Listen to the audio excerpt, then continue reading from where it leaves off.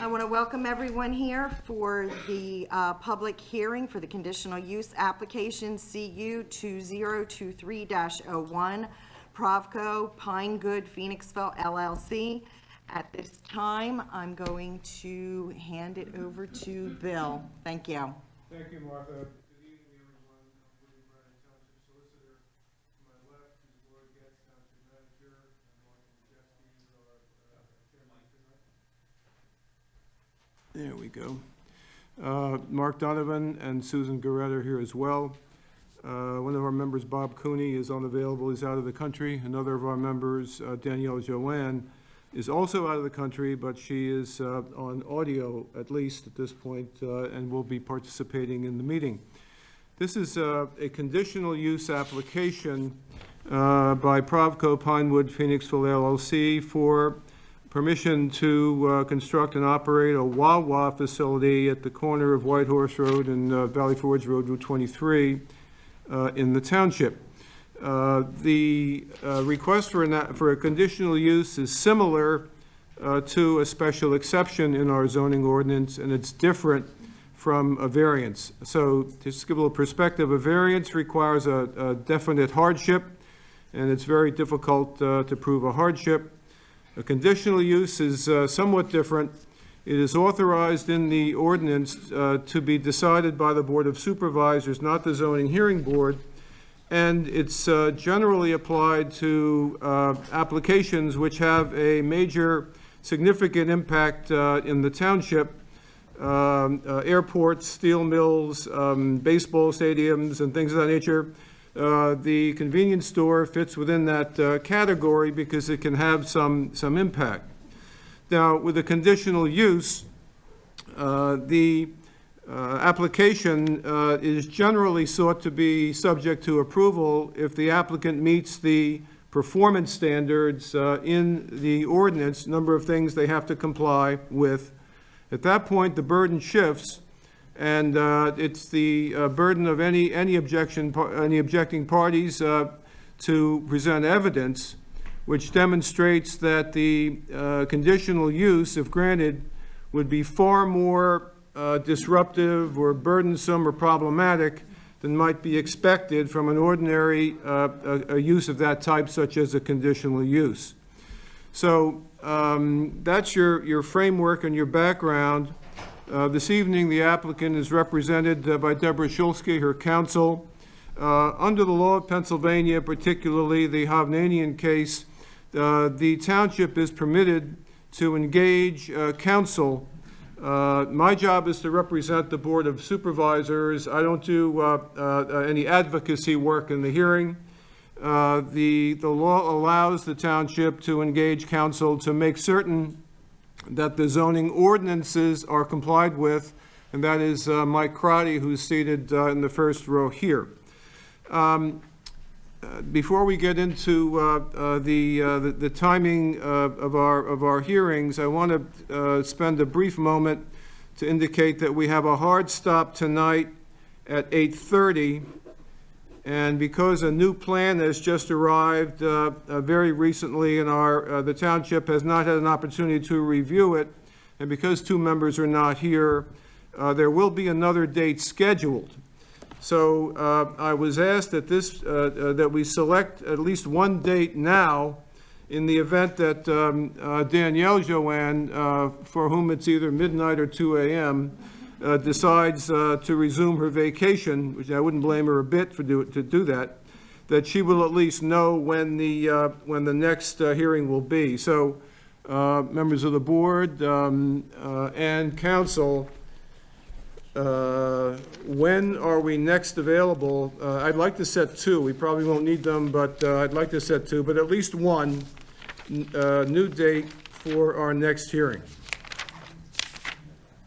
And I have a suggestion. The next township meeting for August is scheduled for August 9th.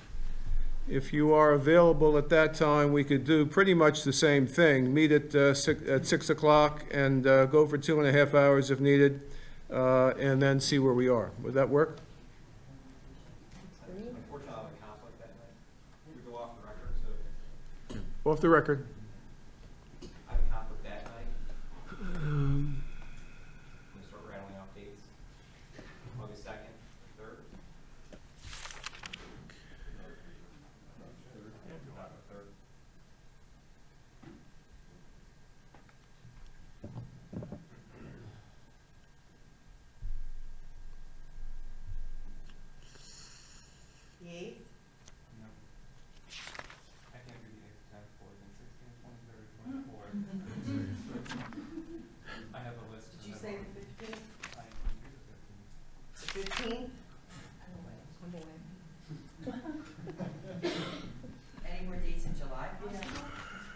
Fine with me, hold on.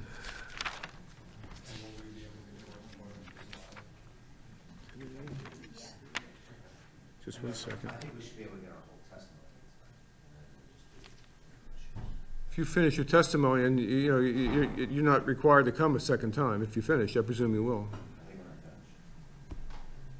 All right, so just Deborah then is, all right. So what's our date? July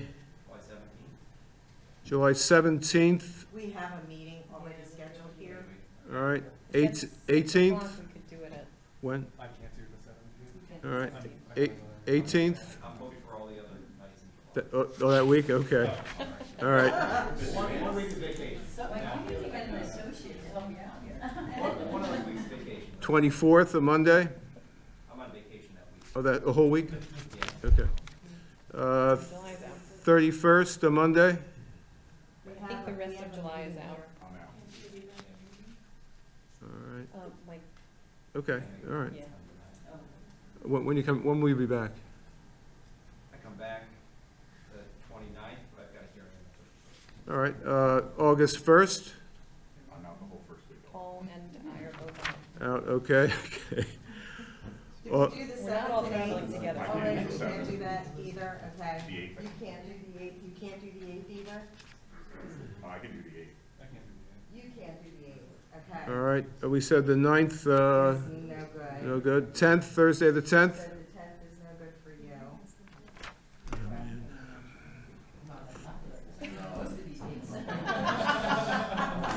14th, How about the 22nd? of August, 22nd?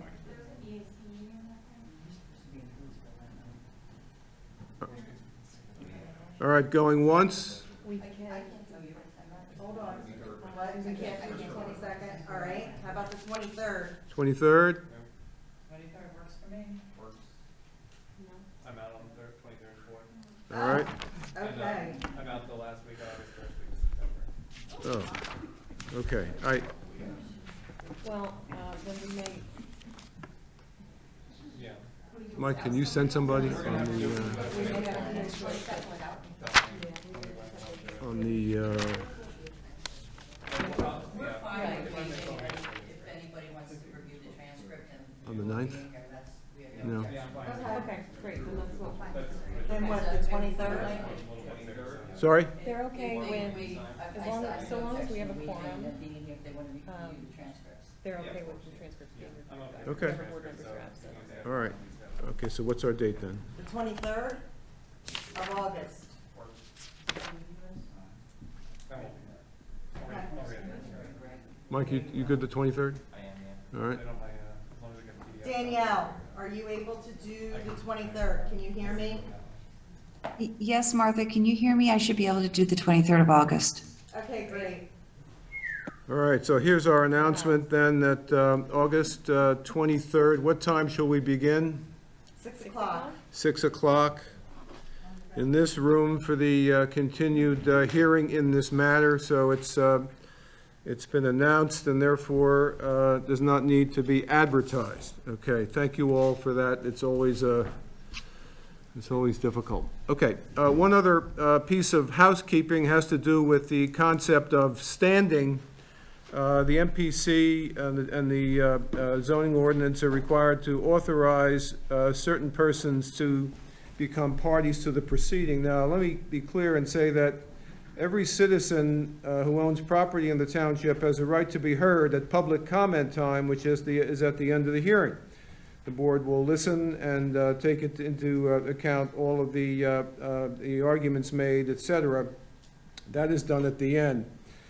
Those persons who are more directly aggrieved under the MPC, that is where they have a direct, immediate, and substantial interest in the proceedings, may request party status.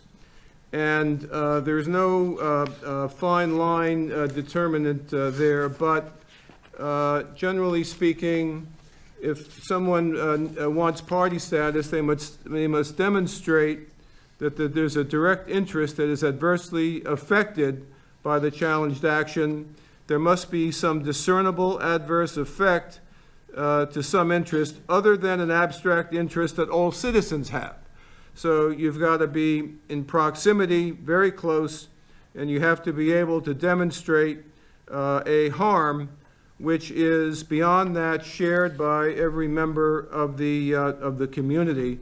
And there are certain other requirements if there are civic groups, and we'll see if we have to get into that. So at this point, again, you don't need to be a party. If you're a party to the proceedings, you have the right to cross-examine witnesses. You have the right to present evidence. You have the right to take an appeal. The downside is that in rare cases, if you, if you abuse a court order, or if you don't act in accordance with the way you should act and are given plenty of warning, you could be ordered to pay counsel fees. So there's a potential downside. It's rare, but you need to know that that's out there as well. So, and I would say that there are competent counsel on both sides. So in most cases, when this comes up, the good questions have already been asked. But having said that, are there any persons in the audience who wish to become parties to the proceeding? Okay, one at a time, please. Sir, stand up. Your name and address. My name is Eric Peterson. I live at 345 Diamond Rock Road. And I represent Schuylkill Friends Meeting across the street from the law. All right, so you're not asking on behalf of your address because you're too far away, but the Schuylkill Friends Meeting, does that abut the property? Is it adjacent to it? It's across the street. Across the street? And did the Schuylkill Friends Meeting get a notice of the hearing? No, we didn't, but we heard about it, so we attended the zoning board, and we were parties then. Okay, all right. Apparently there was a mistake with the mailing. There were one digit off and it came back. The address it was sent to was correct. It was returned because the address Chester County had listed for them apparently is not the correct address. All right. We So- have no objection. All right, no objection to, and the name of the entity is exactly what? Schuylkill Friends Meeting. All right, and we're asking everybody who is a party to agree to accept communications by email. Otherwise, staff is going to be putting 66-cent stamps on all these letters, and it's going to be a madhouse. So please give us an email address where you may be contacted. Do you want that now? Might be easier.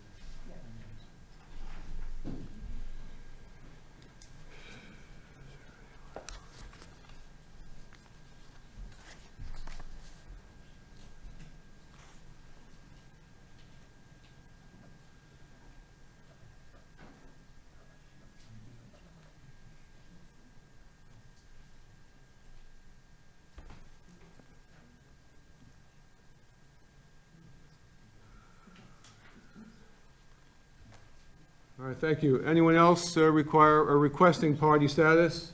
Please stand and give us your name. Dana Coleman, 23 Vincent Road. And how far is your property from the My backyard. your backyard? All right. Did you receive Yes. okay. Take a notice. All right, any objection? No objection. All right, do you agree to email? Yes. Why don't you give us your email, okay? And while you're doing that, is there anyone else? Sir, stand up, please. Yeah, my name is Tom Horgan, H-O-R-G-A-N.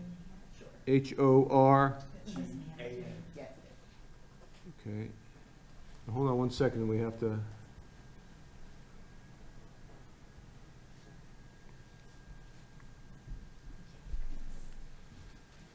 Okay, Mr. Horgan, where do you live? 62 North White Horse Road. And how far is that from the property? Very close. Half a block, not even that. All right. Doors down. Any objection? Did you get? Did you see notice from the I township? received nothing. No notices. We didn't know about the scale without the, Posters out on the street. Hold on now. I'm just gonna maintain a preserving objection to anyone who didn't receive the notice. I understand we're obviously Yeah, notices went out to everyone under, or presumably that went out to everyone, based upon a Google map of 300 feet or, 100 yards. So would you be, I'm right there, but I have a definite grievance, so I would like to be on. all right. So we'll, We're just gonna maintain our objection, but I understand. all right, so he'll be accepted conditionally. All right, so please come up and give us your email address.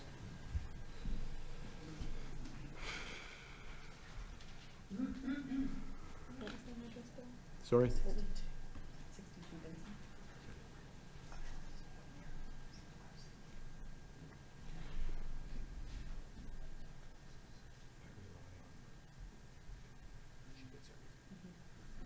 Mr. Hogan, you did say that was North Whitehorse?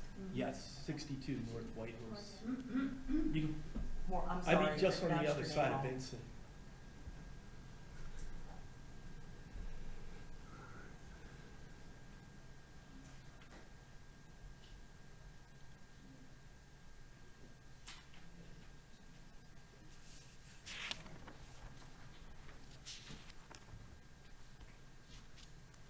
All right, anyone else? All right, seeing none, thank you all for that. Now, this will proceed in a quasi-judicial way. The supervisors act as the judges of this proceeding, and Ms. Schuylkill will begin with a presentation of her evidence in the form of witnesses and documents.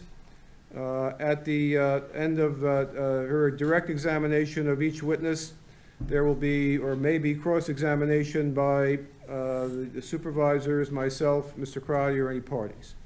After that's completed, the township may present evidence, and after that, any parties may present their own evidence, and then we'll sum up and see where we are. So with that, Ms. Schuylkill, it's your case.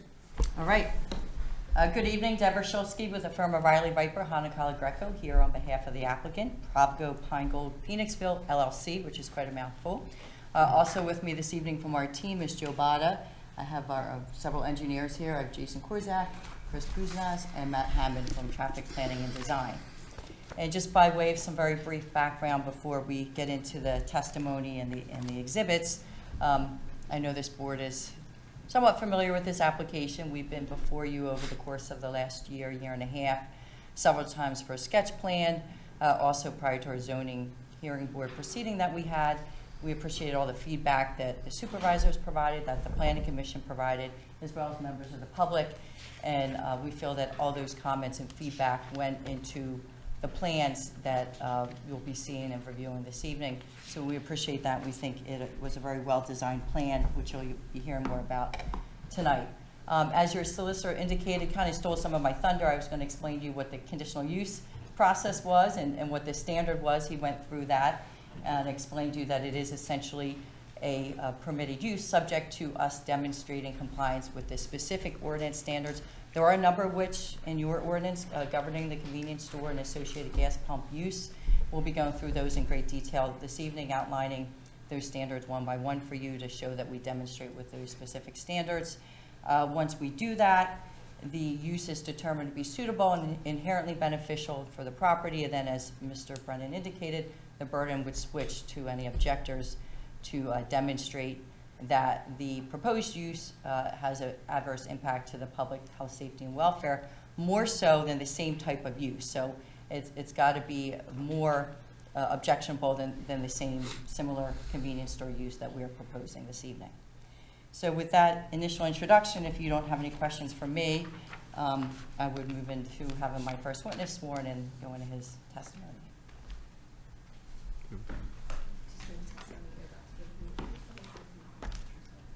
Yes, I do. Do you state your name and address for the record? Joseph Bada, 1288 Valley Forge Road, Valley Forge, Pennsylvania. And with whom are you employed and in what capacity? Pineville Properties LLC, and I am the president of development. And could you provide the board with a little background about your company and some of the projects that you do in various locations? So I've been a real estate developer for the last 23 years. I've worked on several shopping center projects, also a preferred developer for Wawa for the last 15 years. We opened our 37th store in May. I've developed locally the Walgreens in Phoenixville Borough and the Pat's Pizza. I also did the Atwater project out in Great Valley. They're two of the projects that are local to this area. And you're also a resident of Schuylkill Township, is that correct? I've lived in Schuylkill Township for the last 21 years. And what is the relationship between Pineville Properties and the applicant Provco Pinegold Phoenixville LLC? Pineville Properties is a joint venture partner of the LLC. And you're authorized to speak on behalf of the applicant, is that correct? Yes, I am. Are you familiar with the property that is the subject of tonight's hearing, as well as the surrounding area? Yes.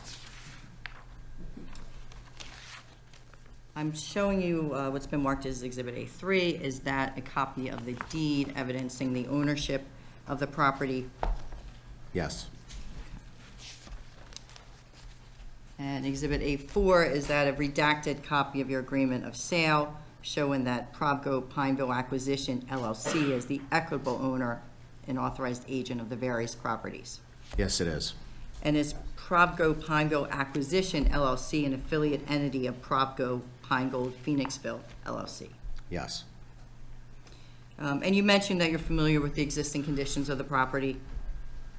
Yes. Okay. Referring to Exhibit A8, which is an aerial, can you just generally identify the property and what's currently on the property today? So the property is at the corner of Valley Forge Road and Whitehorse Road. There's an existing Exxon station with 6 fuel dispensing units. The rear of the property is a storage unit used by Total Rental, and the property that abuts that adjacent is the Whitehorse Auto. And what is the general appearance of the property as it exists today? The Exxon is an older Exxon station that generally hasn't been updated in many years. The Total Rental property is a gravel lot fenced in barbed wire fencing and chain link fence, and the Whitehorse Auto is a auto body repair with many vacant cars and buildings there. There is a property up front that is used as a rental property right now. And the other witnesses, the engineers, will be explaining the details of the site plan in more detail, but just based on your general experience and knowledge of this particular site and utilizing it, do you believe that the existing conditions provide for safe circulation and access in and out of the site? I do.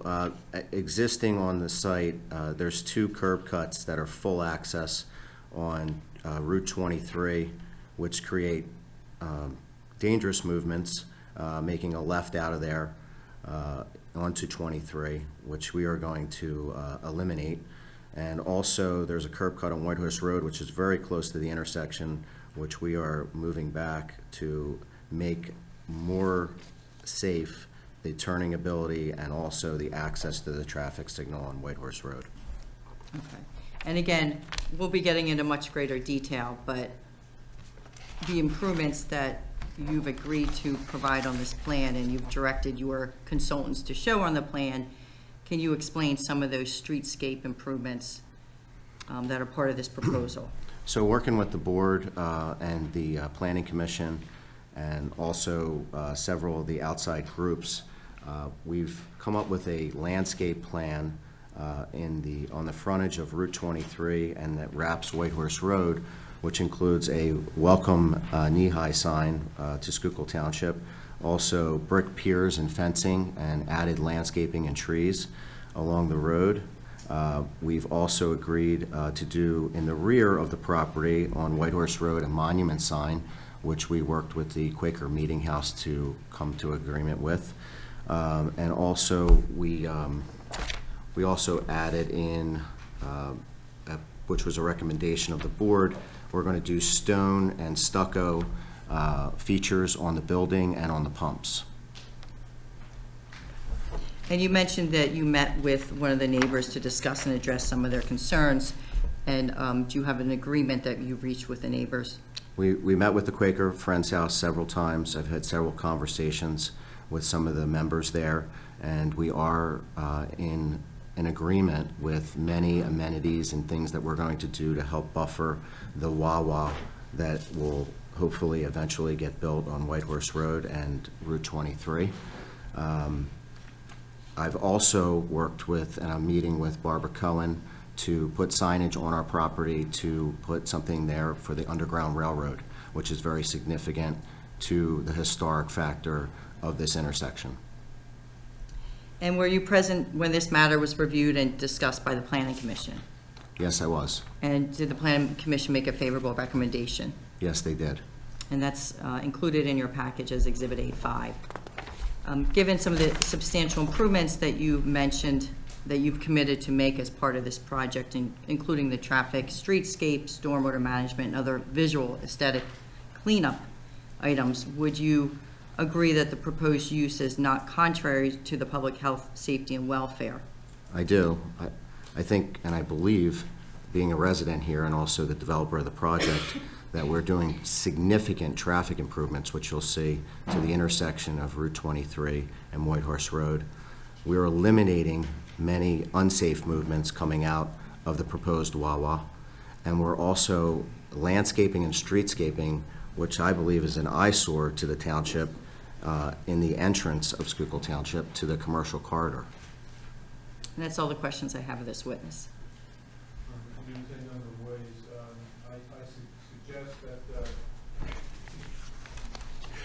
we can do this any number of ways. I suggest that council ask their questions first, and I have one or two, and then the board, and then the other parties. Okay. Mr. Crowley, have you any questions? No, I do not. All right. Just one, Mr. Botto, would you explain to the public how this is structured in terms of there being 4 lots going to 1 lot and then 2, and then the, I'll call it an enhancement concerning the total rental? It's not part of the actual convenience store, I understand, but the public might be interested in what's happening in terms of the extra ground that has been added to the existing convenience store with gas. So yes, we consolidated, we will consolidate the 2 Exxon lots, and we will consolidate part of Total Rentals lot in the rear to make a subdivision lot for the new Wawa. Then the back lot, which is the Whitehorse Auto and part of the Total Rental, will become Total Rentals new lot. So essentially, there's 4 lots becoming 2 lots. That's all I had. Do any of the parties have any questions of Mr. Botto? All right, seeing none. Oh, so, okay, please stand up. I have a question for you. What's your name again, Whitehorse sir? Road. What's your Where you're name? gonna Your turn, name? that lot. Your name? Tom Horgan. 130 Whitehorse Road. You're gonna, correct me if I'm wrong, that's a residential property with just a grandfathered use. That's all that is. It's a residential house. Besides that, you're now taking a residential neighborhood, you're encroaching down on the total rent. Okay, hold on now. This is just questioning. It's like Jeopardy. There'll be time for our, just specific questions on. Specific question I'm is. sorry, we also need you to come to the microphone. Oh, Could we put the microphone somewhere lots are all a little commercial. more, Immediate, yes. is there zoning commercial too? Yeah. They're all zone commercial. Okay. I just want to clarify, 130, Total Rentals will be back in the back lot there in the corner. Will that be all curbed, paved for their equipment? It won't be like it is now? It will be paved, fenced with pier fencing, and it will be landscaped. Will you have a grease pit with, which collects their oil and everything else? There's no grease pit, No? no. They're going to park about 100 hydraulic pieces of equipment in there? Whatever they park on their lot now, they will park in the rear lot. Okay. So the one thing I'd like you to look into is that entire neighborhood, Old North Horse Road, and Sir, it's just questions now. It's not. yeah, All right. they're all shallow wells there. Aqua doesn't go through there. They're only 20 feet to 50 feet deep. all of them. All that heavy equipment, it's parked right there on the dirt. I'm down the street, very close, just outside the 300 feet, so I probably never got the letters. But it's something, I think the engineers should Sir, check. sir, this is really for public comment. done. Okay, thank you very Get a much. chance to comment. Yeah, I mean, that's an important issue, and I think you might want to just. There was not really a question, but I'll answer that the site will be completely remediated to DEP standards for the Exxon and for any other issues that we may have in the rear. Okay. Does that answer your question? Thank you, Yeah, sir. I'd just like to keep that good. Thank you. Any other cross-examination from any parties of this witness? All right, thanks, Ms. Schulte. Your next witness, please. Sure. And my next witness is Jason Korzak.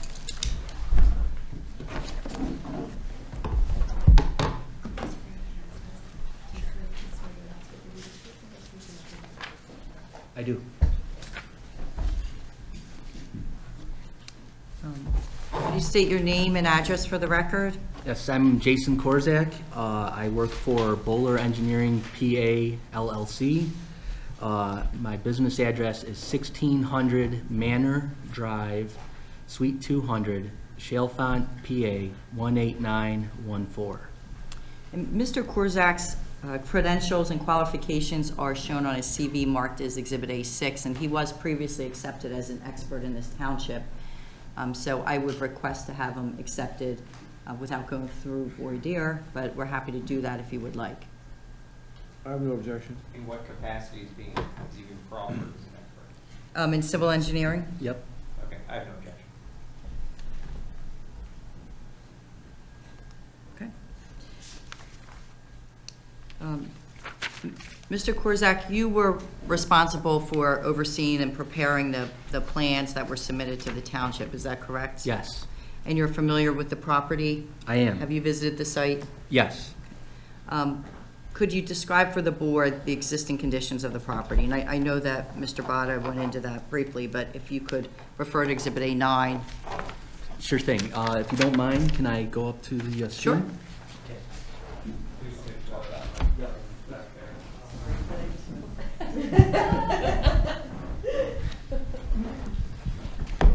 Okay, Chris, can you go back to the aerial? I think that shows it. You can see a little bit more here. Okay, so today the parcel consists of 4 lots. As Mr. Bada said before, you have the ExxonMobil lot that takes up Lot 1 and Lot 2 here in the existing condition. You have the total rental lot, which currently has frontage along Valley Forge Road and also wraps around. It's like an L-shaped lot with their equipment storage in this vicinity, and that ultimately has frontage along White Horse Road as well. Then you have the 4th lot. That is this lot here, and as Mr. Bada said, there is an existing auto body repair shop in the rear, and then a residential apartment house closer to the street. This Exxon gas canopy is 5,460 square feet. There are 6 fuel dispensers located under the canopy with 12 fueling positions. Access today, anyone familiar with the site, not very good. You do have 2 driveways right up on the intersection of 23 and White Horse. You have another intersection or another driveway a little bit further down on that lot. This portion of the existing lot will remain as is. We're not making any modifications or changes to that. Are there any, are there any existing sidewalks or streetscape amenities along the property frontage currently? No, there isn't. Is there any stormwater management on the property currently? There is not. Is there any landscaping on the property currently? Not much. Now, directing your attention to the proposed site plan, could you walk the board and members of the public and consultants through the proposed plan? Sure thing. There we go. Okay, as you see here. And I believe for the record, this is A11? That's what we show, yep.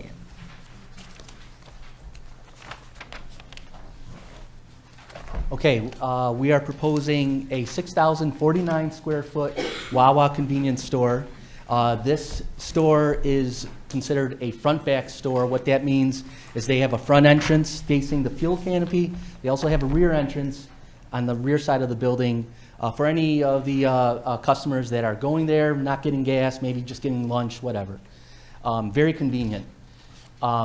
We have two driveways, one at Valley Forge Road, similar location as the existing Exxon. That driveway there will be full movement in, so you can make a left in, you can make a right in. You can only make a right out of that entrance. The White Horse Road entrance, which is approximately 180 feet further north up White Horse Road than the existing entrance, will be a full movement entrance. Rights in, rights out, lefts out. We are proposing, we got 50 parking spaces proposed around the site. Actually 52 if you count the two air machine parking spaces up front there. There will be 5 multi-product fuel dispensers that will allow for 10 fueling positions. Plenty of landscaping that we're proposing along the street frontage, as well as along the buffer to the side and the 2 sides of the property there and there. Is there anything with respect to the historic property that would be disturbed? That property will remain as is. Do you have a plan that shows the internal circulation for vehicles and trucks to confirm that there will not be any internal conflicts? Yes, we do. Under the proposed plan? Okay, so what you see here are 3 different truck turning templates that we run. One for the delivery, that's for any of the goods in the store, coming to the store. They have the loading area. Exhibit A, 14. So this upper left one will be for store deliveries, any of the goods in the store. They will park in the loading zone, come in from White Horse, park, and then be able to circulate around the parking area, and then ultimately back out White Horse, and then they can get to Valley Forge. To the right, we have a Valley Forge fire truck circulation. That was based on, I received information from the fire chief in terms of how to model the ladder truck, and we can show that the ladder truck can circulate the site all points of the site. The last circulation that we're showing here is for fuel deliveries. The fuel delivery, it's very specific. They have to go in a certain direction, so that fuel delivery will be coming in the right-in entrance, or right on the Valley Ford driveway. Make it the turn here, be able to park in front of where the underground storage tanks are, fill up, and then ultimately leave out the White Horse Road driveway, and then onto White Horse and back out to the intersection. And is there sufficient area at the gasoline pumps so that there will not be stacking of cars onto public streets? Yes, there is. With respect to the proposed signage, is the signage details consistent with the relief that was granted by the zoning hearing board? Yes, they are. And the proposed signs will be set back further from the frontage than the existing Exxon signs, correct? That's correct. Right here, Chris, if you don't mind, can you go to the site plan? There we go. We'll have 2 freestanding signs, one at the Valley Forge driveway, as well as one at the White Horse Road driveway. The existing Exxon sign is much closer to the intersection and much closer to the road. It's actually over the ultimate right-of-way and encroaches into the right-of-way of Valley Forge Road. These signs will be a minimum of 10 feet off of the ultimate right-of-way. And will the proposed lighting be compliant with the applicable ordinance requirements? Yes, it will. And a lighting plan was submitted as part of the conditional use application, correct? Yes, it was. And the lighting plan is marked as Exhibit A15. Will the stormwater management for the property be designed during the land development phase to be compliant with the applicable ordinances? Yes, And you had mentioned currently there is no stormwater on the property now. correct. Just currently, the way the site, topography of the site is, any stormwater that's generated or runoff from the site will discharge or flow into Valley Forge Road, into the storm sewer system in Valley Forge Road. Are you familiar with and have you reviewed the standards for conditional use approval for a convenience store under Section 370-169 of the Schuylkill Township zoning ordinance? Yes, I have. And in your opinion, does the applicant meet those relevant standards? Yes. I'm going to go through those. There are a number, as I mentioned in my introduction, of specific ordinance standards. So we'll go through those from that section. Aside from the variance relief that was granted by the Schuylkill Township Zoning Hearing Board, does the proposal, in your opinion, meet the applicable regulations of the C Commercial District with respect to the area and bulk requirements and convenience stores? Yes. Would each of the applicant's proposed gasoline pumps be covered by canopy and illuminated by overhead lighting during the evening hours? Yes. Would any of the applicant's proposed gasoline pumps be located within 200 feet of a school, place of worship, public recreation area, or residence? No, will not.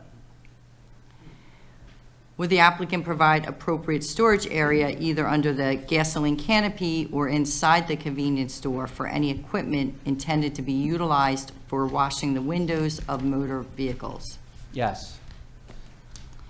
And the proposed convenience store is less than 10,000 square feet, is that correct? That's correct. Would there be any outdoor display of products?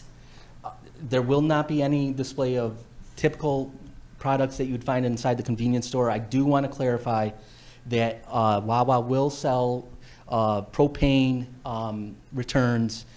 They keep them in a caged, fenced-in area just on the outside of the building on that location. And sometimes Wawa may have an ice chest for bags of ice. And that's typically located right here where that rectangle is, or square is. And the propane tanks are not permitted under state law to be inside the building, It cannot be correct? inside a building, no. And they'll be completely enclosed Yes. in a locked cage? Lock cage, probably have to swipe your credit card in order for it to open.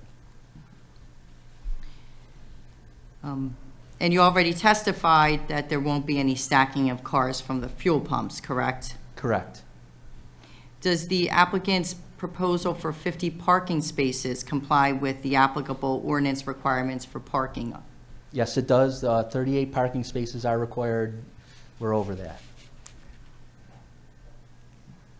And aside from the variance relief that was granted by the zoning hearing board with respect to the perimeter landscaping, would the applicant's proposal for landscaping and screening comply with the applicable ordinances? Yes. And a landscape plan was submitted as part of the conditional use application, correct? Yes, it was. And that's marked as Exhibit A16. Is the number of proposed gasoline pump dispensers consistent with what is permitted by the Commonwealth of Pennsylvania Department of Labor? Yes.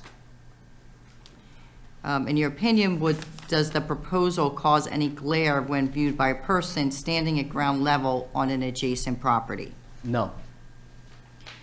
Will the proposed use emit any odorous fumes, gases, or other odorous matters in such quantities as to be offensive at any point on or beyond the lot lines of the property? No. Will the applicant be engaging in any activity that produces intense heat? Not outside, not outdoors, no. Maybe the only thing that I can think of is within the deli area where they're preparing food. There will be ovens in there. And that would all be in compliance with building codes and department license and requirements, correct? Correct. Will all exterior lighting be shielded to prevent glare on adjacent properties? Yes, it will. And you already mentioned that a lighting plan had been submitted. And assuming that the board were to grant this application, the next step would be to proceed with the land development plans, which would be fully engineered, correct? Correct. In addition to those specific requirements, have you also had an opportunity to review the general requirement set forth in section 370-208 of the zoning ordinance? Yes. And in your opinion, does the application comply with those applicable standards? Yes, it does. And specifically, if authorized, would the conditional use, in your opinion, alter the essential character of the neighborhood or permanently impair the appropriate use or development of adjacent properties? No, I believe it would be an improvement from what exists today. We're improving the traffic circulation, making it safer by removing the driveways that exist close to the site now, or close to the intersection now. beautifying the intersection with landscaping, the wall that was previously mentioned that will say, "Welcome to Schuylkill Township." It'll be improvement from what's there, and especially with the stormwater management. Non-existent today will be in compliance with the township's ordinance with the proposal. And in your opinion, does the proposed convenience store have any adverse impact on the extension of public services, such as public water and sewer, police and fire protection, and public school system? No, And is there adequate water and sewer available to service the proposed use? yes, there is. We got will-serve letters from Aqua as well as Valley Forge Sewer Authority. And those will-serve letters were included as part of the conditional use application and are marked in your packet as Exhibit A19 and A20. And lastly, I believe you mentioned this several times, but you already had testified that the use will be adequately lit and designed so as to protect neighboring properties and not create any interference with those properties. Correct. And that's all the questions I have of this witness. Scotty? Yeah, I've got a few. Should I grab it? Yeah, why don't you sit here if Miss, there's no objection to that. Nicer chair.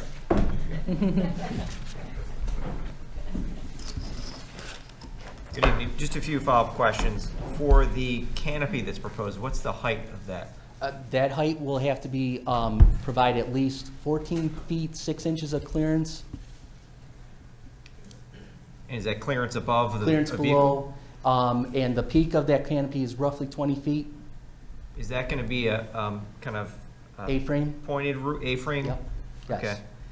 And then, can I assume that there are going to be the TV displays in each of the gas pumps? That's typically what the fuel dispensers at Wawa now have, yes. And do those continuously play, or are they only activated when someone comes up and activates the actual pump? I am not 100% sure on that. I believe they continuously play, but I'm not positive. And how about the sound from those? Do those continuously produce a sound, or is it only once it's activated? Once again, I'm not sure with that.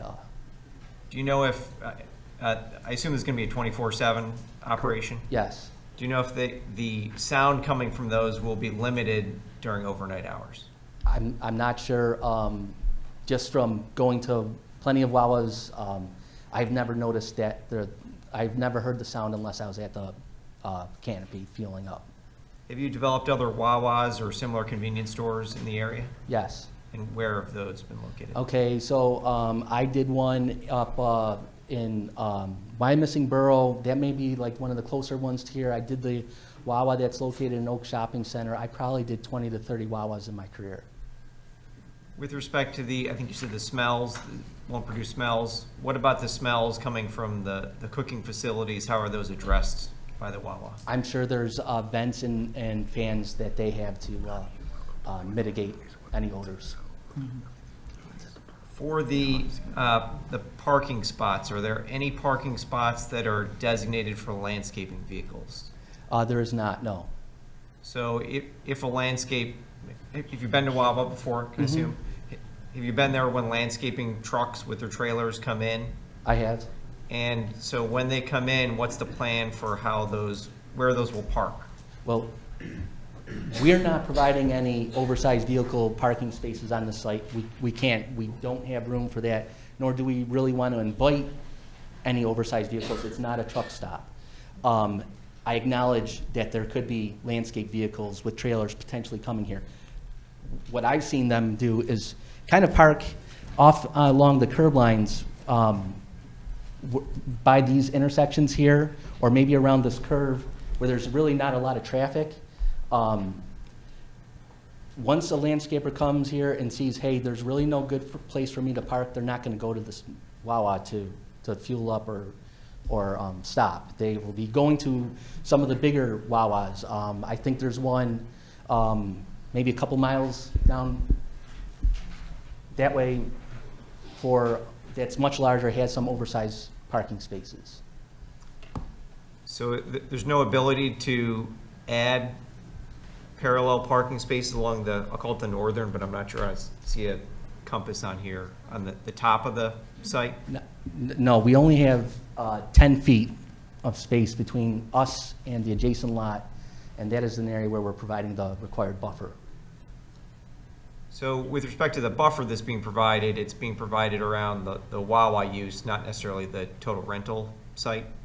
The total rental parking area will have the landscape buffer provided within the portion of the lot that we are improving, which is along this property line here, and then down along the adjacent property to the north. And a fence will be installed within that buffer as well. Is the fence going to be installed between the Wawa and total rental plus along that boundary? That's correct, yes. Okay, so Yep. there'll be essentially 2 new fences? Yes. White vinyl fence along here, buffering the Wawa from the total rental. Another white vinyl fence buffering the total rental from the adjacent properties to the north. Are there sidewalks proposed around the perimeter? Can you identify Yes, where those yes. are? We are proposing sidewalks along the street frontages. And are those sidewalks anticipated to extend on the other sides of the L of the total rental site property? In other words, to the boundaries on either side? Yeah, it'll extend to the property line. And how about along Valley Forge Road? Once again, up to the property line. But not across the total rental piece, correct? No. The entrance onto Valley Forge Road, am I correct? Is there a pork chop proposed there? That's correct, yes. Is that going to be a raised It'd be kind of probably a structure? mountable curb pork chop, so larger trucks can mount at the curb. It's not going to be a full reveal curb. That would be 6 to 8 inches of reveal. It'll be kind of like on a 45-degree angle to the top of the concrete island. And is the purpose of that to prevent drivers exiting from turning left onto Valley Forge Road? Yes, Is there signage that's going to be proposed that would do the same thing? that's correct, yep. The delivery trucks, if you look at the internal circulation plan, which is, I think, in 11, there it is, A14. A14. So if we look at the 3 types of trucks or vehicles that are reflected here, the first is, I think they're the delivery trucks, the WB50. What does WB50 mean? Wheelbase 50, that is the distance that is between the front axle of this truck and the middle of the rear axles, dual axles of the trailer. And I believe that's right. it looks like a pretty long truck to me. Do you know the length of it? Let's see, total length, I think they're typically about 60 feet when you factor in the front of the cabin, total overall length. Do you know if there's any plan for the timing of when those will be coming to the site? So for the store deliveries, that will be scheduled. Those will be scheduled deliveries.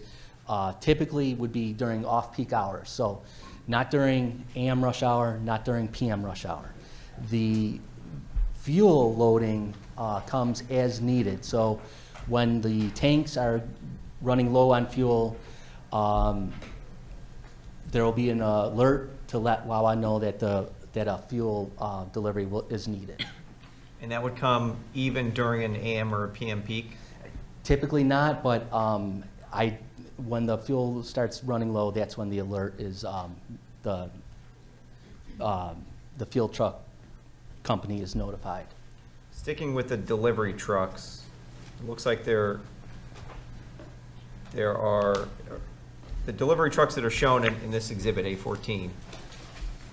It looks like there's one plan that shows it coming in from North Whitehorse and kind of the direction it would take, and that's the one in the upper left. Correct? And then the one just below that is if it comes in from Valley Forge Road. Correct. Is a delivery truck the same length, longer or shorter than a fuel truck? The delivery truck's a little bit larger than the fuel truck, but all intents and purposes, I mean, we're talking about a couple feet, so we model them both as a WB50. Do you have any expectation as to how often the delivery trucks will be coming to the site? Twice a week, yeah. Twice a week, okay. And you mentioned AM and PM peaks. Can you just describe, kind of put a definition of when those hours are. Typically not coming during 8 to 10 a.m. in the morning or 4 to 6 p.m. in the afternoon.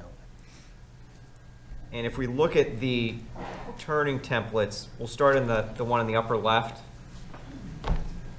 It looks like there are sort of 2 cylinders of paths that it follows. Can you explain why that is and what that means? Yep, the solid, it's hard to tell on here. The solid line represents the actual circulation of the wheels, and then the outer lines represent like the overhang from the truck.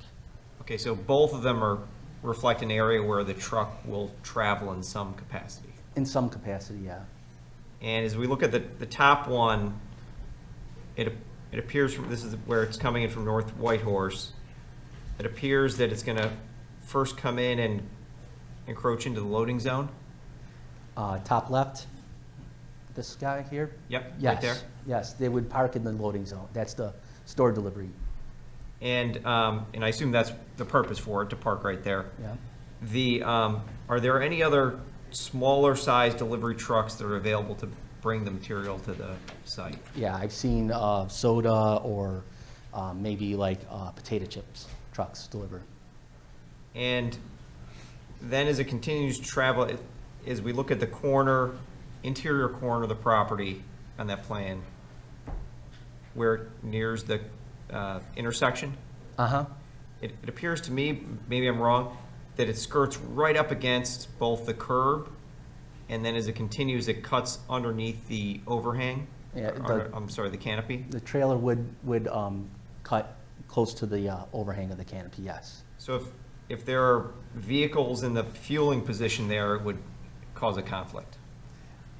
Potentially, I guess it depends on how far out the car, the vehicle sitting at that gas pump would be sticking out. But obviously, the trucker is going to see that car there and proceed with caution. And how about the curbs right at that, the interior curbs right at that intersection? It looks like it's going to skirt over or right up against those? The overhang of the truck may skirt over the curb, but the wheels stay within the pavement. For the fuel tanks, what determines from kind of a design perspective where the fuel tanks go?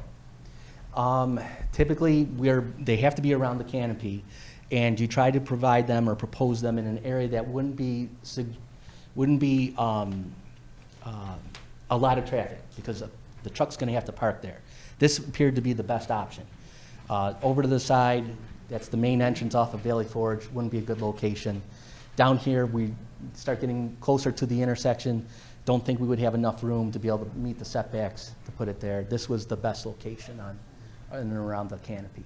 And can you describe for us what the type of fuel tank is going to be that's going to be put in that location? It'll be a double-walled polyethylene tank. Do those have alarms on them that if there's any kind of leakage that someone's alerted, so? Yes, it does. Wawa goes above and beyond with their safety measures for their fuel tanks and their whole fuel system. Will the development cause the removal of the existing fuel tanks that I assume are part and parcel of the existing convenience store on the site? Yes, those will be removed. Now, as we continue up along for the path of this internal circulation on the top plan there, it appears to again skirt the top corner of underneath the canopy as well. Yes. And then as it continues along I'm not going to call it northern, but the top of the property there, it swings back in, and it looks like it encroaches into the parking spaces. It encroaches into the striped loading, or the striped area that's intentionally parked so that there is more room for the vehicles to maneuver around the corner. But if we look at the first 2 or 3 parking spaces on the on the top of this plan, it appears to me that it's swinging right into the edge of those parking spaces. Yeah, once again, that might be the overhang of the truck, but the wheels stay within the paved drive aisle. Then as you continue along and you're making the exit onto North Whitehorse, is there any plan that shows a left out onto North Whitehorse? We are not showing left outs. And why is that? I find it, I'm not sure what would be the reason for the delivery trucks to go that direction. Nothing is prohibiting left turns out. I just don't know a reason why we would show it in that direction.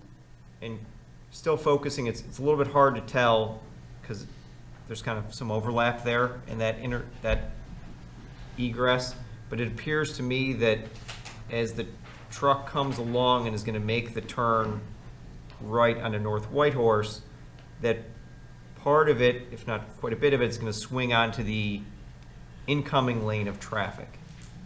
It may slightly swing towards the incoming traffic. Once again, the truck driver is going to be more cautious when he's exiting out of the driveway there and make sure he has adequate room. It's no different than on any street that you have that has a tight turn radius and the truck is going around making a right turn. If we jump to the interior circulation that's right below it, as they come in, as the truck comes into off of Valley Forge Road, it looks like part of it or a good chunk of it will swing over the pork chop. Yes, there will be a portion of the truck that will go over the top of the pork chop. And then looking at the exit for that location, for that plan, it looks like quite a bit more of it, if not all of it, completely swings into the ingress into the site from North Whitehorse. Why is that? Where are we looking now? So we're looking at North Whitehorse. Mm-hmm. On the bottom plan, there are the two kind of cylinders, right? You said the one that has the line in the middle of it will be the wheels. Yep. And the other one that doesn't have the line in it is the, I guess, just the kind of path of the vehicle as Yeah. it swings along. But as I look at this one, it looks like the truck driver has to swing almost completely over to the opposite curb. Yes. And what's the plan for that if a truck driver's coming and you now have the full length of it blocked? Well, they're gonna, once again, the fuel deliveries are very infrequent, and there will be a little bit more added caution for the driver to make the turn. Would this same plan, that I think you show the WB50 modeled here, correct? So in addition to the fuel deliveries, that would also be any store delivery trucks would have that same conflict? Well, it's not typical that the store delivery will go in that direction, because when he parks in the loading zone, the passenger side of the vehicle has to be along the store. So, as I understand your proposal, then, no store delivery trucks that would, at least that would be W50s, would be permitted to come along or enter into the property from Valley Forge Road? It's not that they wouldn't be permitted, this would be more likely their circulation path.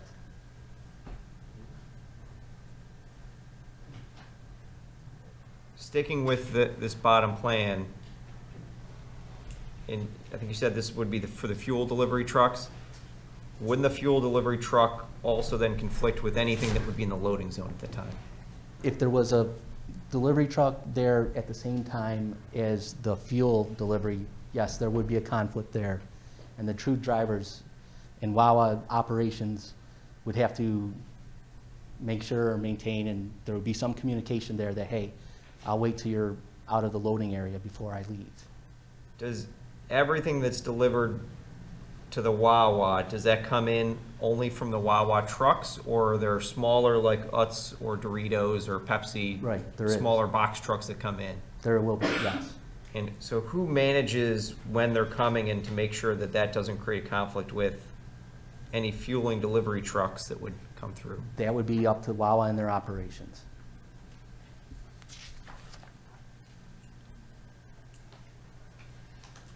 Have you received the T&M Township Engineer Review Letter dated June 16th? Yes, I have.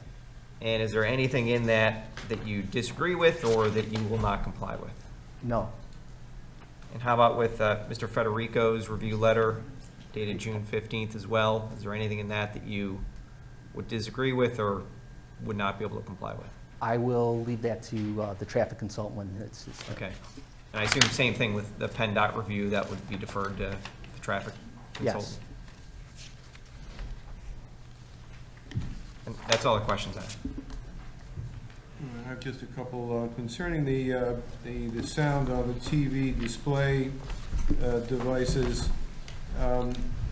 Is it your understanding that someone standing at the property line would not hear anything at any time from those machines? I can't say definitively, but yes, I don't believe there would be noticeable decibel level of the audio coming from the speakers at the plant. Noticeable means there shouldn't be any, is that correct? I really can't answer that. Joe Bada, I want to answer the question, please. We will comply with all the noise ordinances that would pertain to this site and to the gas canopy. So the noise would be contained to the gas canopy. That's how Wawa, builds their stores and maintains the sound. Right. I'll go back to the witness. You've done 33 or so Wawa stores, is that right? 20 to 30 stores, Okay. yes. In any of the municipalities where they've been developed, has Wawa agreed not to use the sound device on the pumps?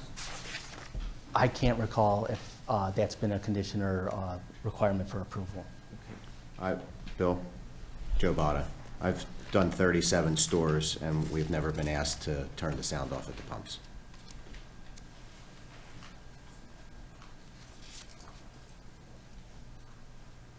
That's all I have. Questions from the board? I just want to piggyback off of, I just want to piggyback off on what Bill just asked. Would you, and I know I'm not really quite sure who to ask, because you answered, but you were asked the question. Would you consider having silent tanks except for someone with ADA compliance? So I would say I need to defer to Wawa for that. I'm not a Wawa. Okay. I represent Wawa as a developer, but I would have to bring that back to Wawa. Okay, Okay? that's all I have. All right, any of the parties have questions of this witness? And again, must be a question concerning his testimony. There'll be an opportunity for comment at the end of the proceedings. All right, Bill? seeing none, Ms. Schultzky, would you call the Bill? next witness? Yeah, I just had Wait a minute, two. Danielle has a question. Oh, I'm sorry, go ahead. Yes, Bill, I had a question. My understanding from the witness is that there is sufficient parking. In fact, there's more than sufficient parking to meet the standards in our ordinance. I think that's 370-181B 20 for parking for a convenience store.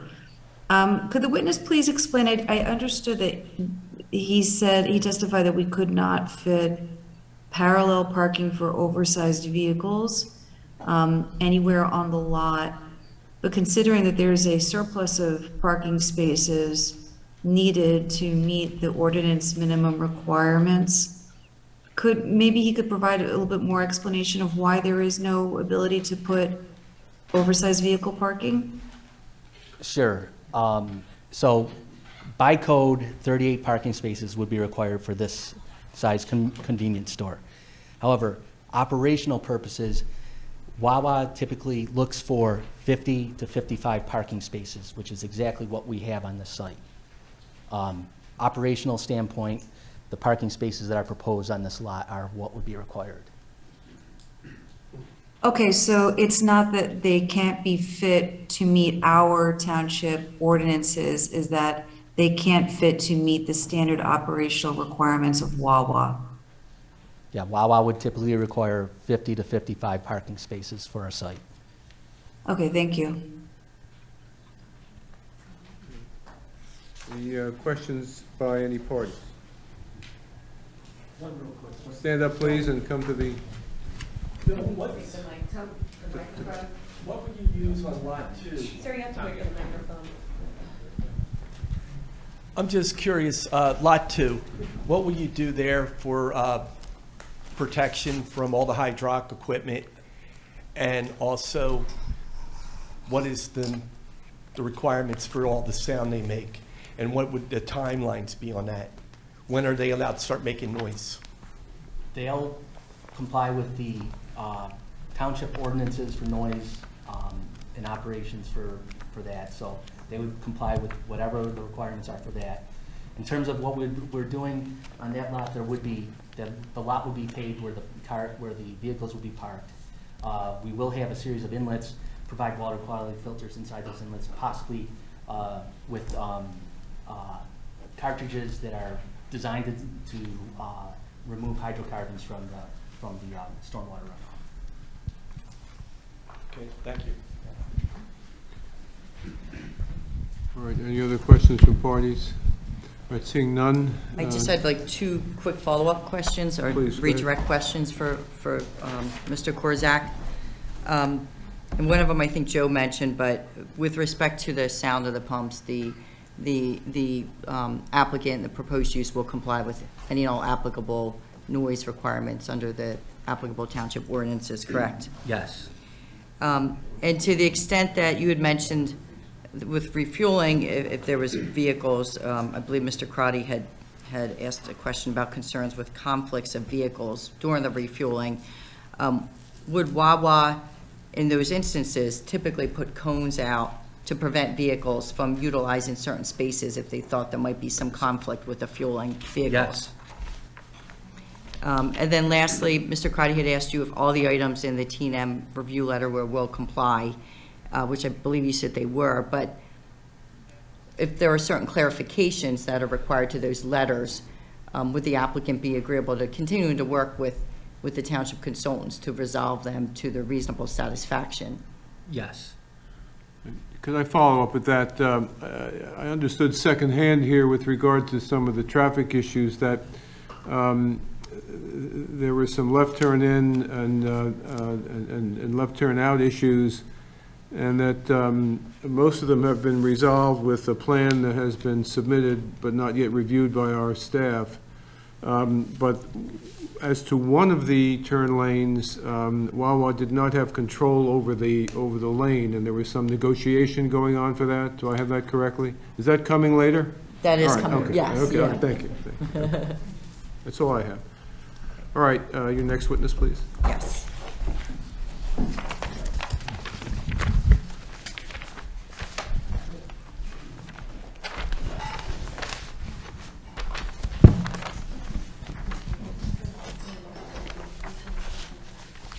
I do. Thank you. State your name and business address, please. Sure. Matthew Hammond, 1025 Andrew Drive, Suite 110, Westchester, Pennsylvania, 19380. And with whom are you employed in what capacity? Executive Vice President of Traffic Planning and Design. And likewise, Mr. Hammond, CV is marked as Exhibit A7 with his qualifications. He also has previously been accepted as an expert before this township, and I personally, without disclosing my age, have worked with him over the course of the last 25 years plus that he's been testifying. So we would request that he be accepted as an expert in traffic planning and design. I have no objection. No objection. Thank you. Mr. Hammond, were you retained by the applicant to conduct a traffic study for the proposed development dated April 28, 2023, which is marked in the package as A19? And for everybody's benefit, I just included the actual report portion of it. There are a few hundred pages that was attached as the data, which I did not include, but if anybody wants that, I'm happy to provide that at another time. I'm sorry, you said that was 19? I believe it was Exhibit A21, I apologize. 21, thanks. Yes. And was the traffic study prepared in coordination with input from PennDOT based on earlier scoping meetings? Yes, a scoping application was submitted to both the township and PennDOT at the onset of the project, and we received comments from PennDOT with respect to the scope of the study. And can you explain for the board what you've reviewed and analyzed as part of your study? Sure. As part of the traffic study, again, Exhibit A21, we analyzed essentially the existing Exxon gas station, which consisted, as Mr. Korzak had testified to earlier, of 3 existing full access driveways We had also looked at and analyzed the intersection of Valley Forge Road and Whitehorse Road, as well as the intersection of Whitehorse Road and Moorhall Road. Those intersections were included in a traffic study that was completed, and the analysis was conducted during the peak hours of operation, which are defined as a typical weekday AM peak hour, which was the one highest hour of traffic that falls between 7 and 9 a.m. Typical weekday afternoon peak hour, which is the one highest hour of traffic, falls between the 4 and 6 time period. And then on a Saturday midday peak, which is the one highest hour of traffic, that falls between 11 a.m. and 1 p.m. Traffic counts were conducted at those intersections. Analyses were prepared. As part of that, as I mentioned, and everyone is aware, the Exxon gas station exists. So we conducted counts at the driveways to determine how much traffic was entering and exiting that existing facility. And we also looked at growth in the area as it relates to any other developments which may or may not have an impact on the subject intersections, as well as just general growth in traffic that is based on PennDOT criteria.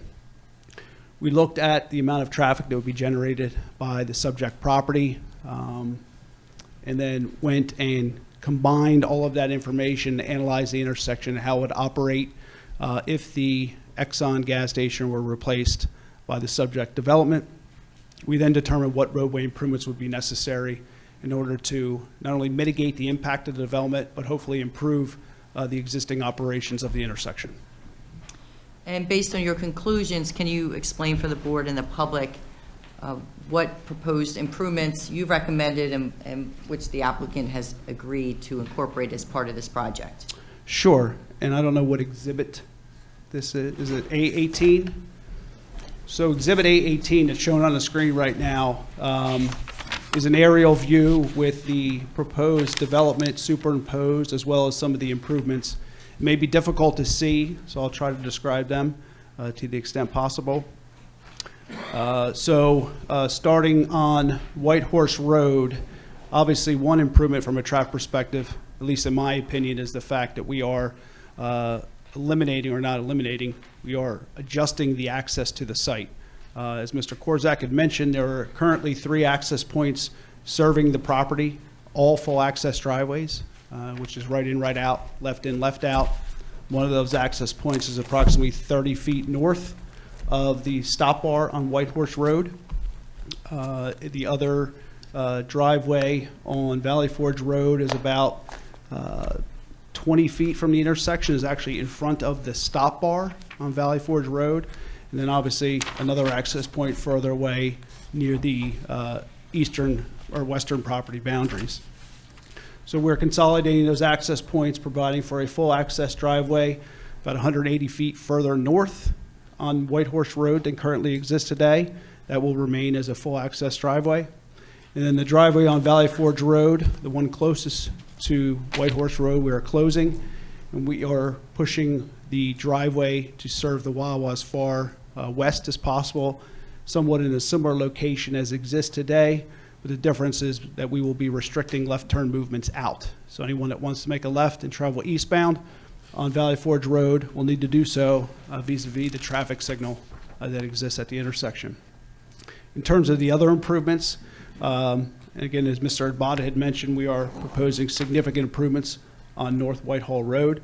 Those improvements consist of widening both the north and southern legs of the intersection to provide for dedicated left turn lanes. Obviously, as everyone's familiar, there's currently a 1-lane approach in each direction of the intersection, and we would be widening, again, to provide for dedicated left turn lanes to handle the left turn traffic that only exists today, but would be added as a result of these modifications. So we'd have a 3-lane cross section, which essentially extends from the proposed driveway south on Whitehorse Road to the intersection, and then a 200-foot northbound left turn lane on Whitehorse Road, again, approaching the intersection of Valley Forge Road. As part of that, because of the widening that is occurring, there would be significant adjustments to the radii of the intersection on the north west corner and the southwest corner of the intersection, which necessitate the replacement of some of the existing traffic signal equipment. There'll be new mast arms, new traffic lights, at least on those two corners. There would also be a proposed sidewalk along both frontages with the ADA compliant curb ramps and whatever pedestrian facilities are necessary, and as would be required by the Township and PennDOT at the intersection. We're also looking to restripe a portion of Valley Forge Road to extend the existing eastbound left turn lane to accommodate left turn traffic into the driveway at the Wawa. So it would extend beyond, obviously, the driveway, and would allow for anyone that wants to make a left into the Wawa the ability to do so without hampering any of the eastbound traffic on Valley Forge Road. And then obviously, we would also be providing whatever traffic signal timing adjustments would be necessary at the intersection. And will the level of service on the roadways be acceptable with the proposed improvements? Yes, and in fact, there will be a significant improvement in how the intersection operates when you look at the level of service and the overall operation of that intersection. By provision of these improvements as described, we'd be able to reduce the delay at the intersection by nearly 30% in both the AM and PM peak hours. And based on the conclusions in your report, do you believe that the proposed use meets the applicable ordinance requirements with respect to the grant of a conditional use? I do. And specifically, there's two general standards which are set forth in section 370, 208, F and G. And the first one I'm going to ask you about is whether the use limits the total number of access points and encourages the frontage of buildings on parallel marginal roads or on roads perpendicular to the highway. Yes, as I testified to earlier, we are reducing the number of access points that exist today, and in fact, limiting some of the movements at the proposed driveways. And given the significant amount of roadway improvements that you just described, would you agree that the proposed use considers the suitability of the location with respect to the probable effect upon highway traffic and assures adequate access arrangements in order to protect highways from undue congestion and hazard? Yes, again, based on the access configuration and the roadway improvements that are being proposed, I would agree. And in your professional opinion, would you agree that the proposed on-site traffic improvements provide for a safer egress and ingress than the existing site conditions? Absolutely. Again, as I mentioned, from an access perspective, there are 3 access points serving the property, 2 of which exist almost within the intersection of Valley Forge Road and North Whitehall Road. And you heard Mr. Korzak's testimony and the questioning from Mr. Crotty regarding the internal vehicle circulation and truck movement. Do you agree with Mr. Korzak that the proposed conditions do in fact provide for adequate internal vehicle circulation and truck turning movements? I do. As Mr. Korzak had mentioned and had testified to, and based on the turning templates that were provided, it's obvious that the site provides for a pattern of circulation that would be, if you want to go there, would be such that it would not cause any undue congestion or hazard on site.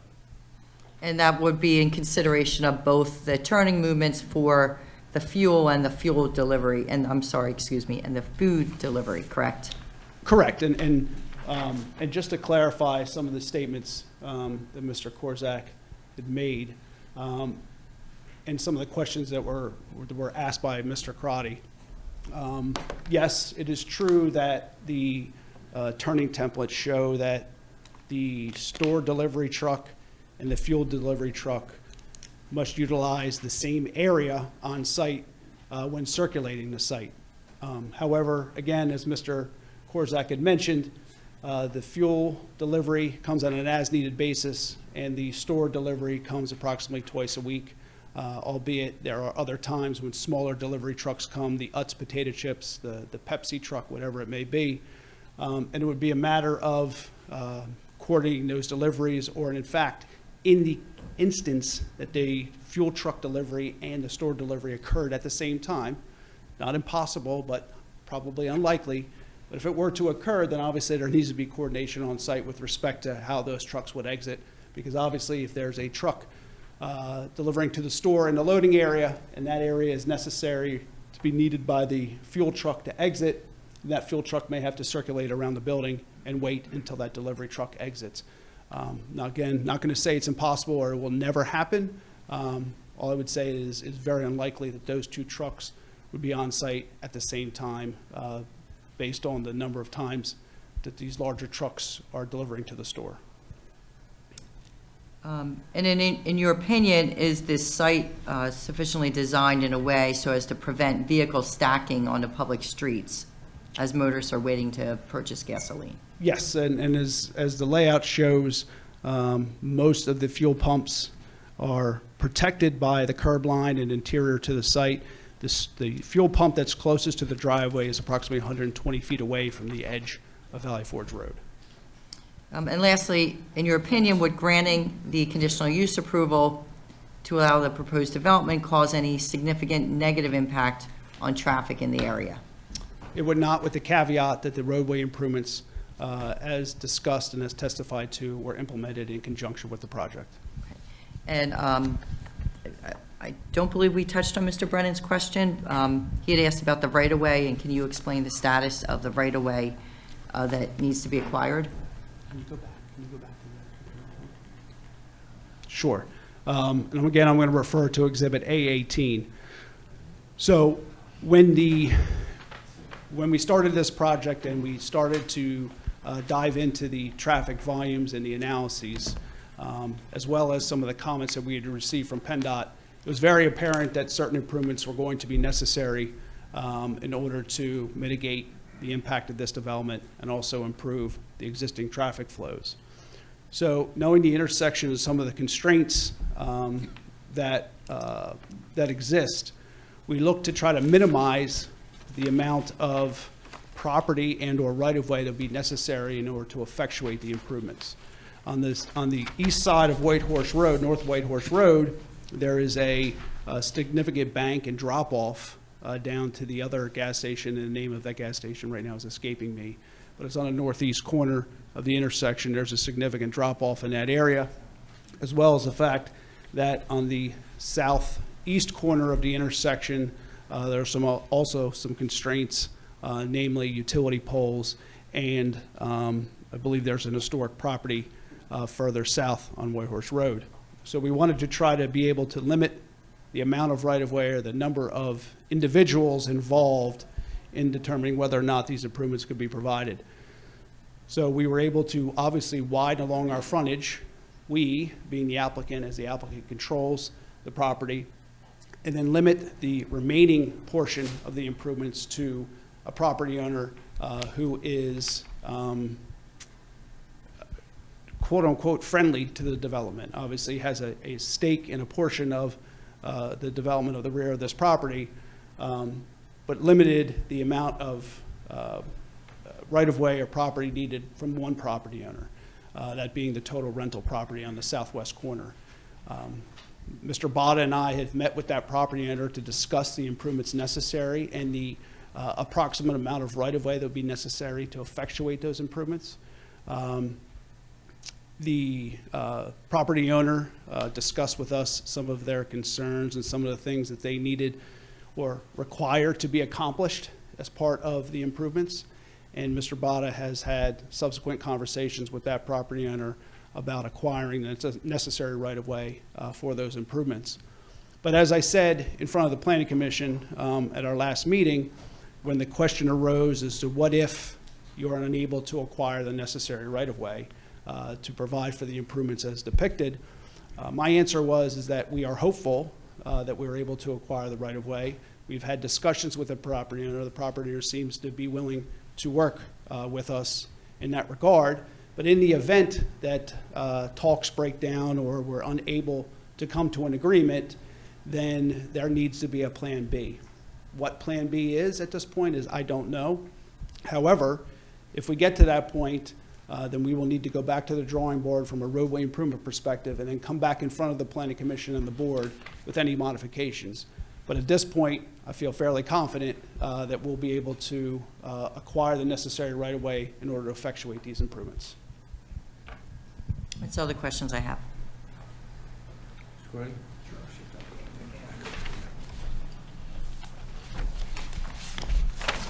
Mr. Hammond, if we look back at the, oh man, I'm sorry. There we go. If we look back at the internal circulation, I covered most of it with the prior witness, but if you look at the bottom plan, Yes. in addition to the interior conflicts or kind of, yeah, that one. In addition to anything interior that I noted before, am I right in my observation that as the truck comes out and turns right onto North Whitehorse, it's going to have to go into the left turn lane? Correct. So when the truck exits out, the truck has the ability to directly enter the left turn lane. Whenever we're looking at truck turning movements in and out of driveways, and per standard practice with PennDOT, we are able to utilize the full width of the driveway to either enter or exit the facility. But once in or out of the facility, you want to keep that truck within want to keep them out of the opposing lanes. So they have the ability, and what this shows is that truck exit out into the left turn lane, but has the ability, obviously, to slide over to get into the shared through right lane, which is being proposed. So as I look at that plan, though, it appears that there's a bump out and it goes over the center line into the opposing lane. I believe that's the overhang of the rear of the trailer, but I'm sure it's something that can be adjusted so that it's clear when we get to the land development phase. What I did not testify to and what I did not mention earlier was the fact that if we're successful in moving through the conditional use process and we're successful in moving forward through the land development process, we will also need to seek approval from PennDOT in the form of a highway occupancy permit. That will obviously allow us to construct the roadway improvements within the right-of-way and also provide for the access points being proposed. As part of that, we will also need to go through a very thorough review to PennDOT to show that, at least from a truck standpoint, a delivery truck standpoint, that we are not violating any PennDOT standards or codes and also not negatively affecting the traffic, even though Whitehorse Road in that section is a township-owned road, but Valley Forge Road is a PennDOT road, and they will look at the site in totality. So as I hear your testimony, the plans will be revised to ensure that there is no conflict with the opposing traffic lanes with the trucks that are exiting? Correct, and I think what the tough part to see from Exhibit A14 in the bottom left corner is the fact that the improvements that we're proposing are not depicted on the plan, so we can adjust them accordingly to ensure that when the truck is exiting, it does not cross over into the opposing lane. Now, am I right? PennDOT issued a review letter dated May 31st? Correct. I'm not sure it's in your packet, is it, Debbie? I did not include it. I'll mark it as PC1. I just had a few questions related to it. Sure. Thank you. This will be PC1.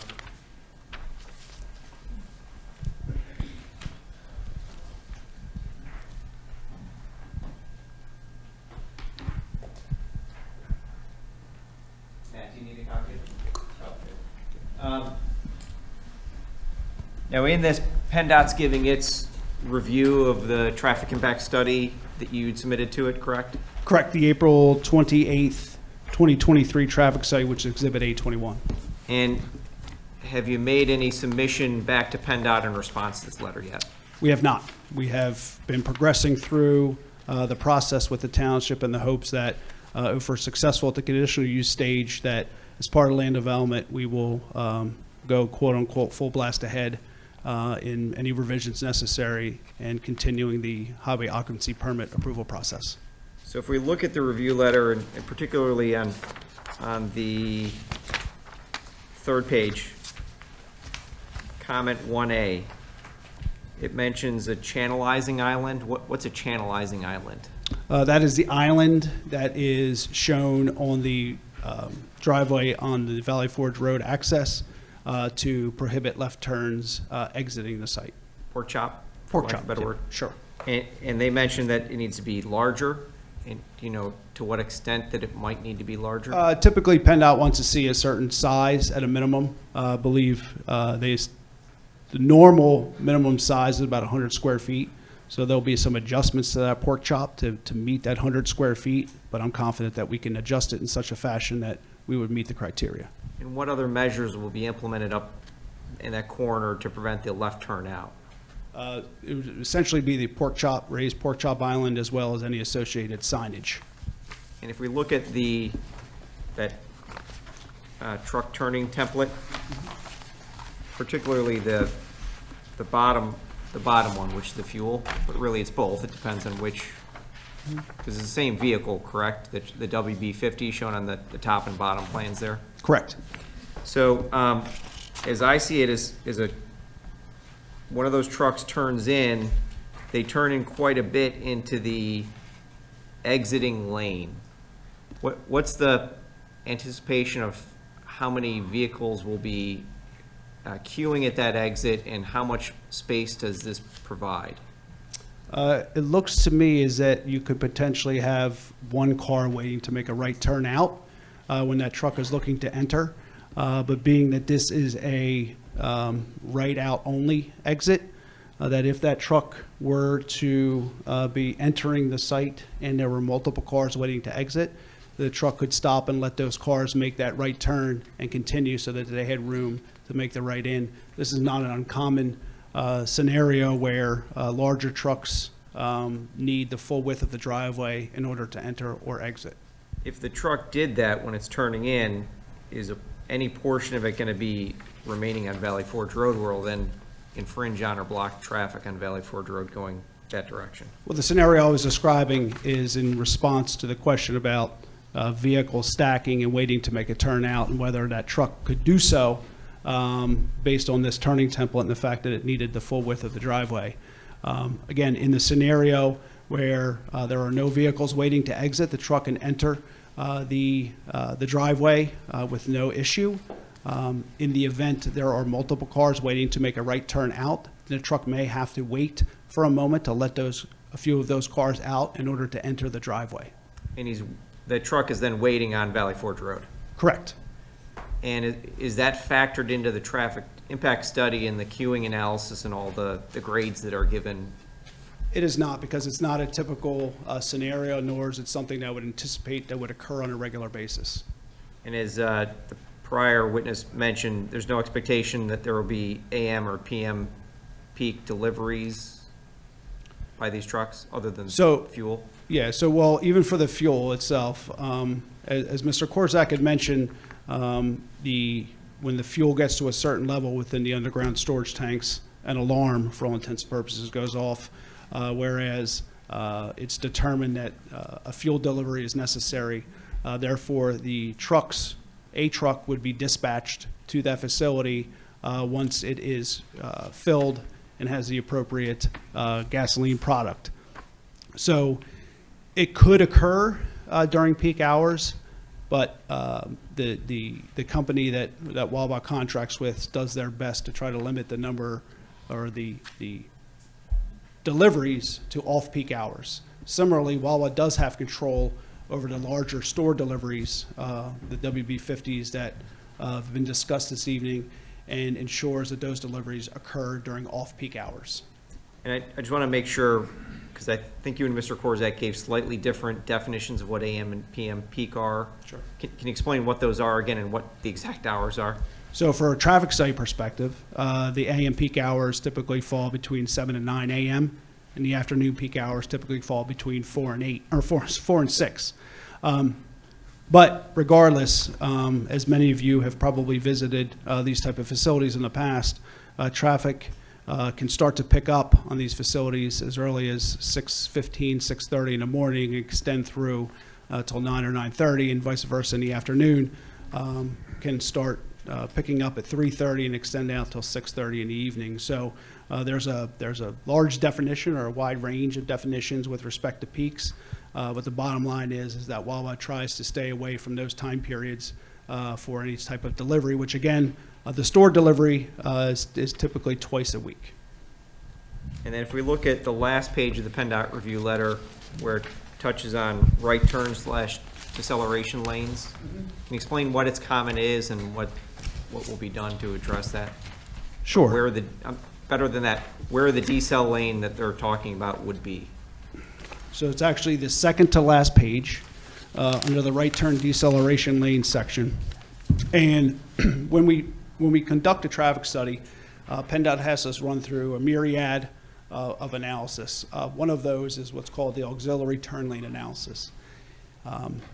Based on traffic volumes and a number of other factors, PennDOT has published certain charts and graphs which essentially say that if you have this certain volume approaching and this certain volume on the roadway, then that warrants a certain length or a certain length of a deceleration lane. Doesn't necessarily mean it's appropriate, it just means it meets the chart. In this instance, the chart is telling us that we need or warrant a 200-foot right turn lane along the frontage on Valley Forge Road. So that would be a lane where you would get in and make a right turn into the driveway outside of the normal path of travel. Our response is that we don't have nearly that enough room to provide for that deceleration lane. And in my opinion, when you provide a substandard deceleration lane, when you factor in the taper that would be necessary coming off of the radius, you would have a very minimal area for cars to utilize, and therefore would likely be unutilized and more of a debris collector. So what we've suggested is that even though the warrants say a 200-foot right turn lane into the driveway is necessary, we are not proposing to provide one. The comment asks that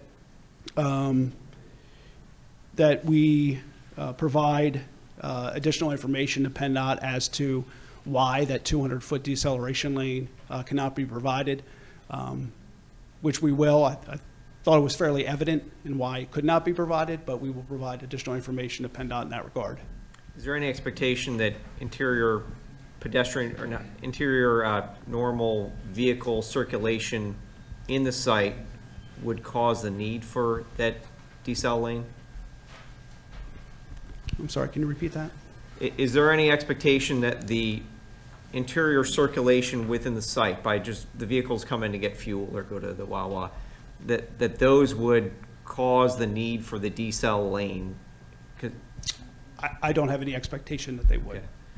If the decel lane was implemented the way that PennDOT has, or the warrants would note, am I right that that would then infringe on the sidewalk and the pedestrian circulation for the plans? Correct. It would shift everything slightly interior to the site. Again, assuming that there was 200 foot of frontage available plus the associated taper. So in addition to your noting that there's no need for it because it causes driver issues, the decel lane would also be a negative if PennDOT required it on the pedestrian circulation of the sidewalks. I don't know that I would say it would be a negative. It would require an adjustment to the pedestrian circulation, which we could accommodate. But I don't feel that it's necessary, and we've been in numerous instances in the past where this same scenario has come up, and honestly, and I don't remember who from the board was around when this type of facility was proposed on the southeast corner of the intersection, but there was exactly the same scenario where there was a driveway in close proximity to the intersection based on the frontage that was available, and we made the same recommendations to PennDOT, which were accepted after additional information was provided. Have you had a chance to review Mr. Federico's review letter dated June 15th? I have. And is there anything in that with which you disagree or will not otherwise comply? There is nothing in Mr. Federico's letter that I cannot comply with or address to his satisfaction. Okay, thank you. That's all I have. Mr. Chairman, just a few questions.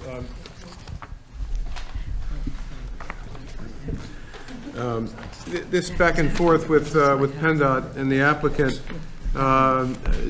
Do you meet with PennDOT representatives about this issue, or is it mostly email submission of plans and communications? There's no, I have not, since COVID, had a face-to-face meeting with PennDOT. Typically, any meeting that is scheduled is held virtually.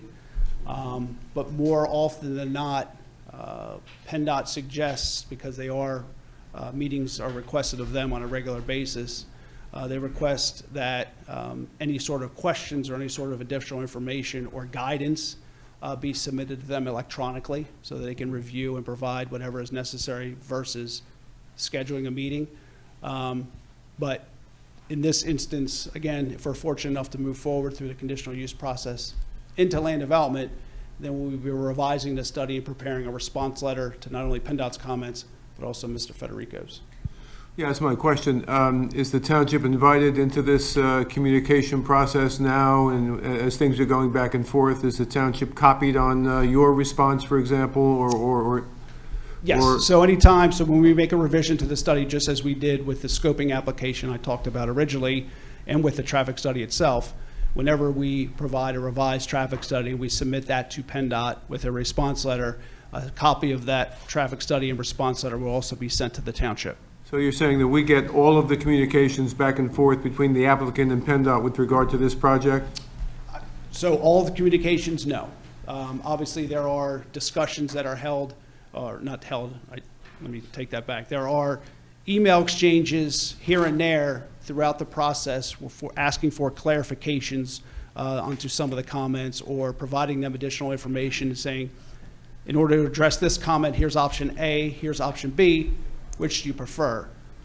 So in that regard, the township is not copied on every email back and forth or phone call that occurs with PennDOT. However, when there are significant submissions or there are significant issues to address, the township is copied. All right. I have no idea what the township might do with regard to this lane we've been talking about, but if the township were vigorously interested in having it installed, how would the township communicate that to PennDOT? So just to be clear, the 200-foot deceleration lane could not be installed. There's not enough frontage to install that road. So it's not even close to the amount of room that you would need in order to effectuate that lane. But putting that aside, if the township, and Mr. Federico is very familiar with the process, if the township vigorously wanted to request that the deceleration lane put in, then Mr. Federico would provide correspondence to PennDOT in that fashion. And copy you, I hope, right? I would hope so. Okay. We didn't get into this grading system, like college A to F in any of your testimony. Is there a grade for the functionality of the intersection of Valley Forge Road and White Horse Road right now? Or is it just that you grade every movement? So we looked at, obviously, every movement during all three time periods, but when I testified into the reduction of the overall delay, I was looking at the intersection itself during those various time periods. So we looked at not only 3 peak hours, but 4 specific time periods. And what I mean by that is the existing conditions, the counts were conducted in 2022. We looked at a base year of 2024, which is next year. Also looked at projected conditions in 2024, and then looked at a 5-year design horizon. So again, base conditions in 2029, as well as projected conditions in 2029. So we looked at 5 separate periods, and during those 5 separate periods, we analyzed all 3 peak hours, as I previously testified to. When I talked about the 30% decrease in delay, I'm going to just essentially refer to the 2029 conditions because they are the furthest out and would provide for the most amount of traffic they would experience at the intersection, 7 years from now. So assuming the Wawa was not constructed in 2029, the overall intersection would operate at a level of service F with 139-second delay in the AM peak hour.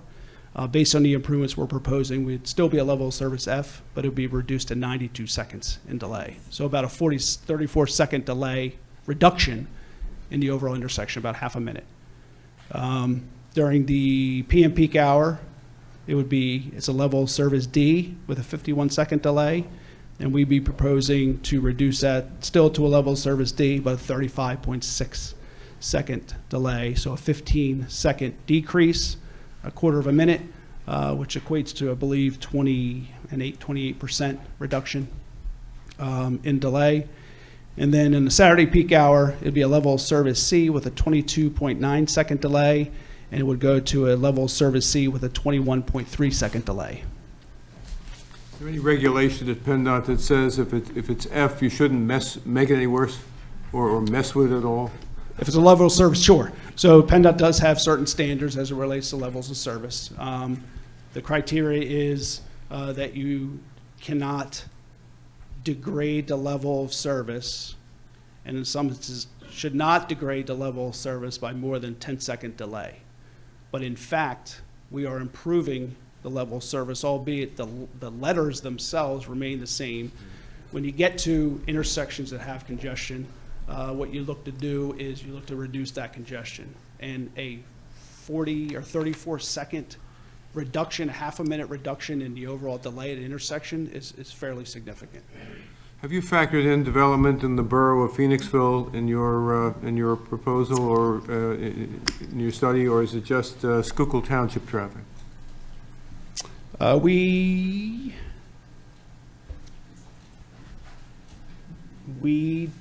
don't know that there was anything specific in reference to Phoenixville borough itself. We did include, to name a few, Valley Forge Crossing development, the Reeves property, and then and then another 3.84% increase in traffic, just general increase. That's all I have. Members of the board, any questions? When you're referring to Valley Forge Crossing, what's the address for that? Because I'm not familiar with the name of that development. PennDOT asked the same question. I don't know that I have the address or the location handy. I can tell you that it's a proposed residential development consisting of 398 units. That also doesn't ring a bell. Okay. So I can.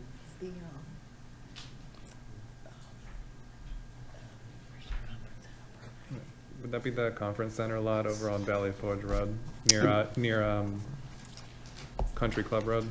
It may be. Okay. Correct. And that's additional clarification necessary in regards to that development.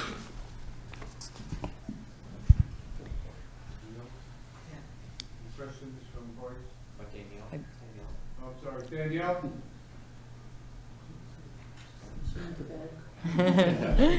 Good for her. I have a few redirects. No questions, Bill.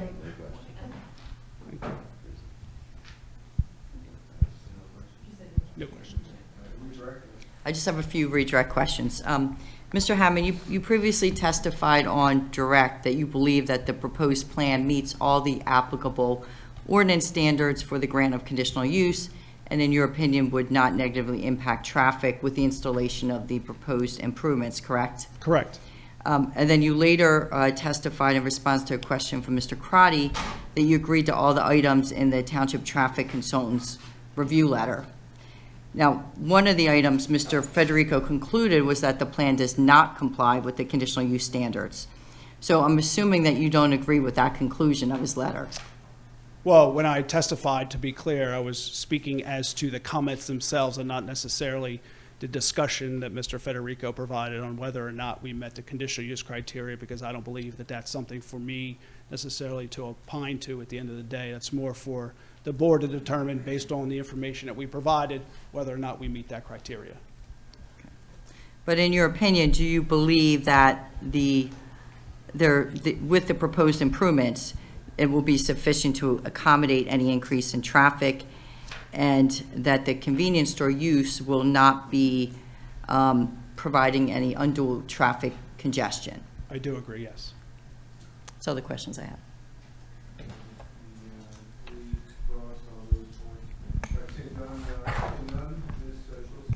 Thank you. We have no further witnesses.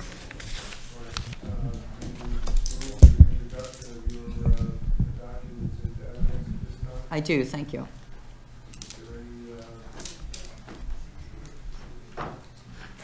Is there any objection, Mr. Crotty, or any parties to introduction of any of these documents into evidence? Nope. All right.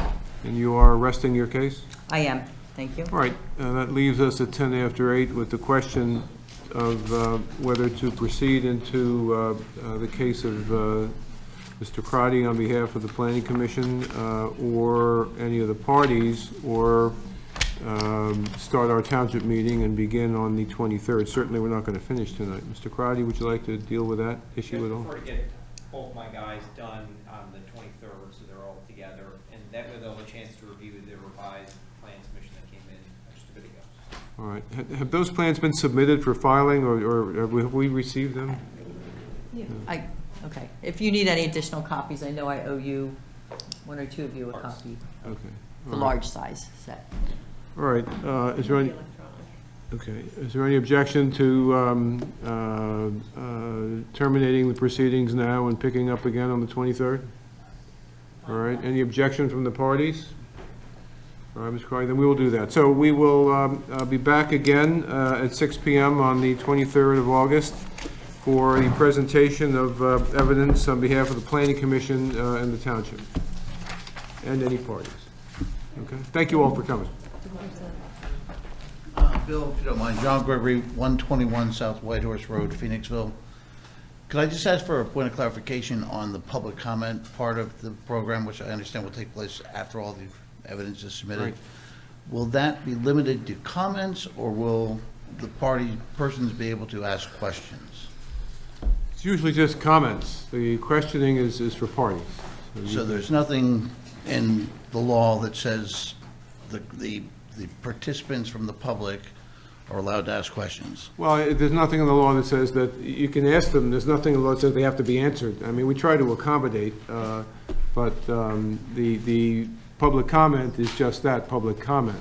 But you're a lawyer. I'm sure you could load your questions up with your comments. I'm sure you'll handle that appropriately. Thanks for the compliment. All right. Anything else? All right. Thank you all very much. We'll see you next month. Actually, Thank you. Okay.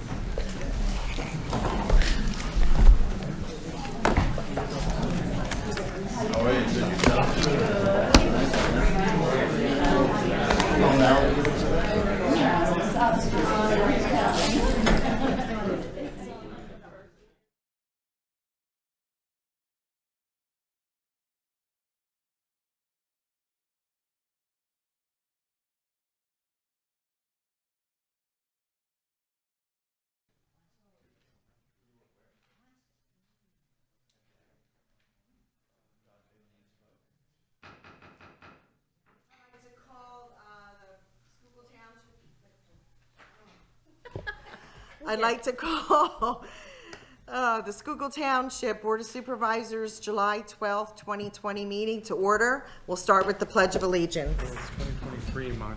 Did I say, what did I say? 2020. Oh! Yes, I want to de-age myself.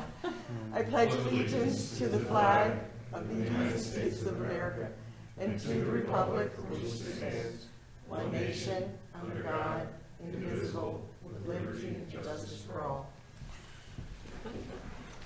Okay, the July 2023 board meeting.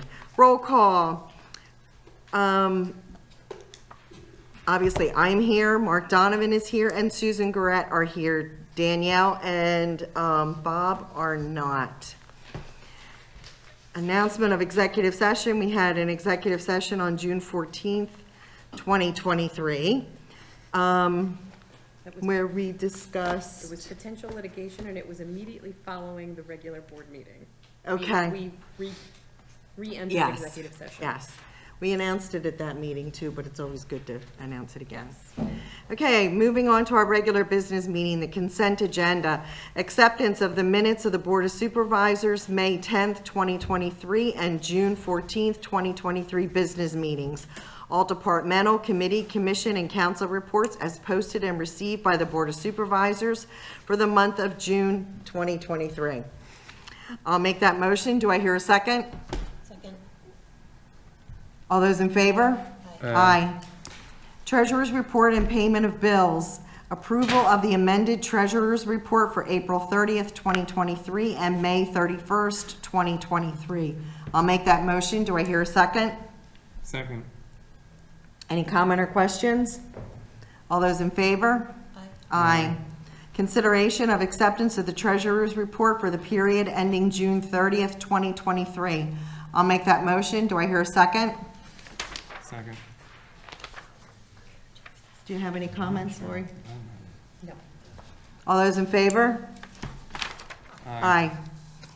Approval of disbursements dated July 12th, 2023. I'll make that motion. Do I hear a second? Second. Lori, do you have any comments? All bills have been reviewed and are recommended for payment. Any other questions? All those in favor? Aye. Aye. Board discussion items, new business.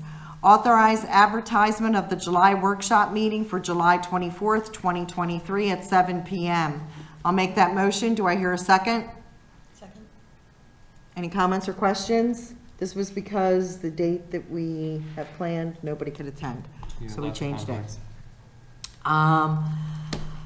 Is this when we're going to talk about the car purchase process, We, or was this the? we pushed that off. So at this workshop meeting, we're actually going to have presentations from architects on the feasibility study. Okay. So we're gonna hold off. We had talked about reviewing the clean energy transition plan, but the EAC didn't have time. They couldn't review it yet, so they're gonna do that at their meeting, I believe, this month. So we. Jonathan was sick last month. Yes. Yeah. So we decided to push that off until a future meeting. Good to know. Okay, any other comments? All those in favor? Aye. Aye.